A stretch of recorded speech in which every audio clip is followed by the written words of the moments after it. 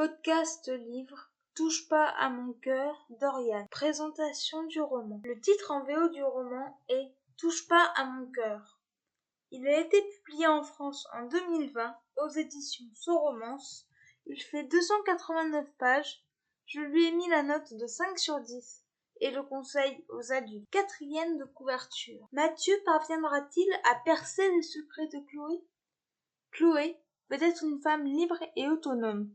Pas question de se retrouver flanquée d'un mec qui lui dicte ce qu'elle peut faire ou pas. Mais son passé tumultueux n'est jamais très loin. Dépassée par la situation, Chloé n'arrive pas à surmonter les événements. Mathieu, un mec croisé par hasard quelques jours auparavant, lui offre son aide, mais la jeune femme se met à douter. Elle ne veut pas dépendre d'un riche comme lui, qui en plus rêve d'une histoire à l'eau de rose.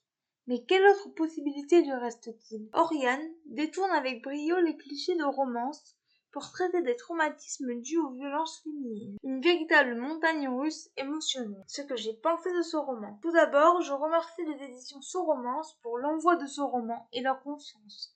Le résumé étant long, je n'en parlerai pas. Les personnages sont clichés. Chloé est une jeune femme de 26 ans qui vit en Belgique et qui ne veut s'attacher à personne. Elle a un passé difficile.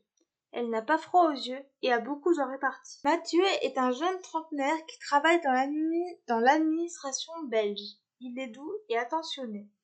Il va rencontrer l'héroïne dans une boîte de nuit.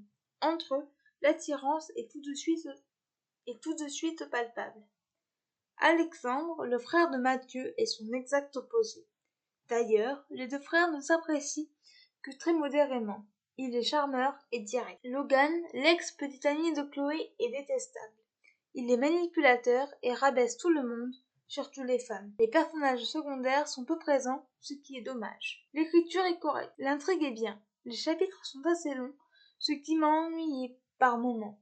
Par contre, des thèmes importants sont abordés, comme la place des femmes dans un couple, ou bien encore comment les hommes peuvent traiter les femmes. La romance entre les deux protagonistes principaux prend son temps, voire un peu trop. La fin clôt bien le récit. Par contre, il manque des mots dans certaines phrases. Une petite précision.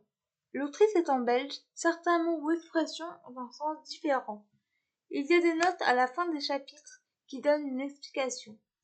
En bref, une lecture mitigée. Je remercie encore une fois les éditions Soromance. Pour une fois, il n'y aura pas d'extrait du livre. Les points forts de ce roman, l'écriture, l'intrigue, les thèmes abordés et la fin.